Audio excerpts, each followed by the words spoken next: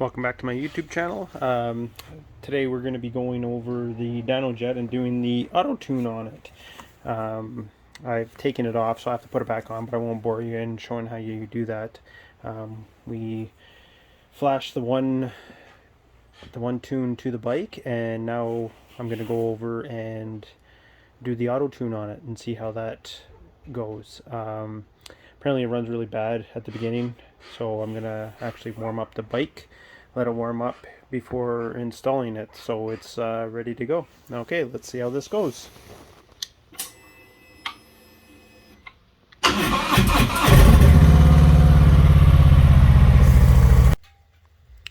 So like I said in my last video, I don't want to actually mount it, so I've just connected it, and I'm actually going to just put it in my pocket while I do this, because you're supposed to do it for 3 times, 20 minutes each time. I don't know if you can do it more. I'm sure you can do it more than that, but yeah, so I'm going to go through the procedure. So let's turn it on. Dynojet. There's more room here. PowerVision. Accept. And now it's program vehicle, off-road reuse only. Accept. AutoTune. Enable AutoTune. And select tuned AutoTune. So I'm going to take the one. This one here was the upgraded regular tune. So your standard tune, just optimizing it. So I'm going to take that one. I'm going to select no O2 sensor, narrowband, target tune. So I want the basic OEM narrowband. Select. So modify the tune for the auto tune and load it onto the vehicle. The vehicle must be connected to for this step. Continue. Loading tune. Oh, still loading tune. This is why you should probably load it or put it on properly. Okay, let's see here.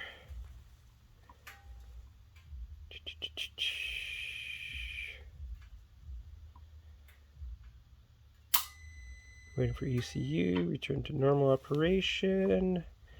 Please turn key off. Okay, so off. Let's wait 10 seconds. Okay, that's been about 10 seconds, so let's get it going again.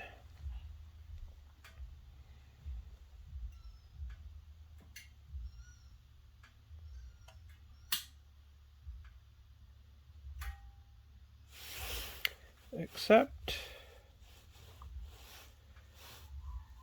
No.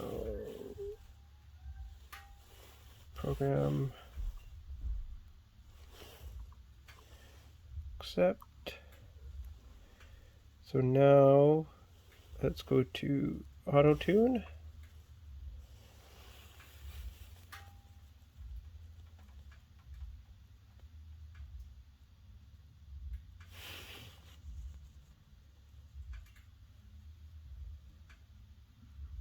Oh, I think now I just write it.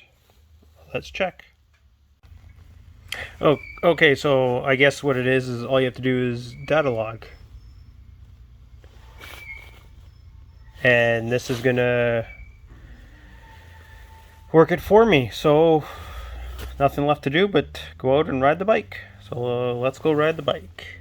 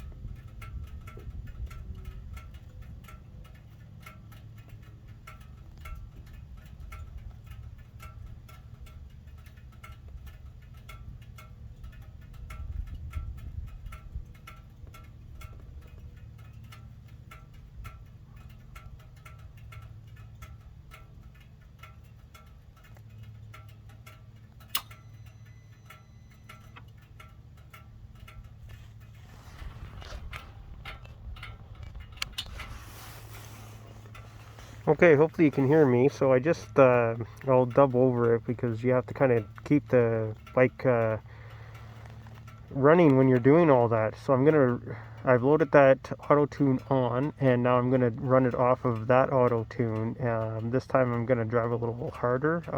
I was kind of just going nice and easy, still letting the bike warm up. So this time, let's start the bike up, and I'll probably dub over this because you probably can't hear me.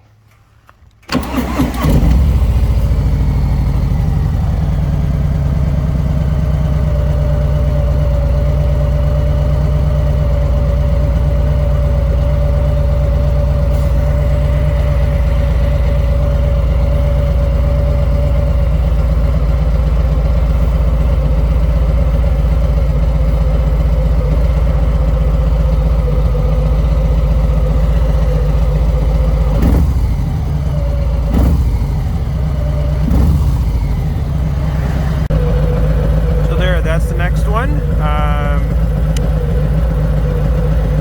went a little harder on that one. As you can see, the revs up to 5,000. I've never done that on this bike before, so let's exit.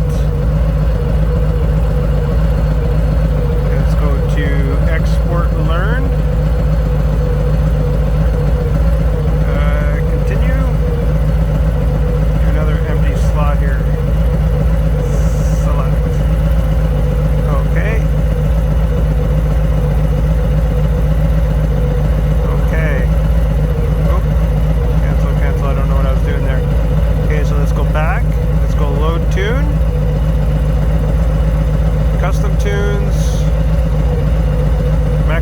Just turn the bike off and turn it on again because it seems to not like doing it this way, as I found out.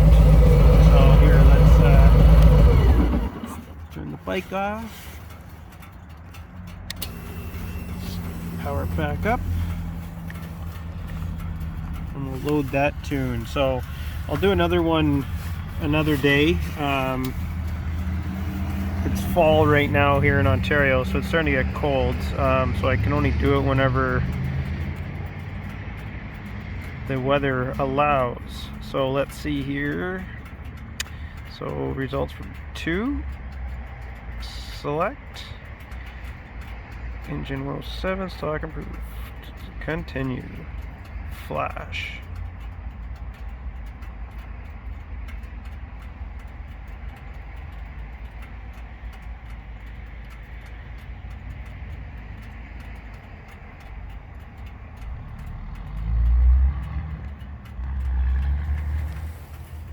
Hopefully this works. Usually if you want, no. Okay.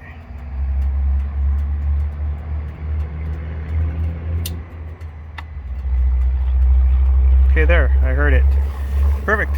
Okay, and now just let it sit for 10 seconds, and that one's back on. So, like I said, it's a nice day out for a fall day in end of October in Ontario. So there, that's my second AutoTune. Let's see if it's made any difference.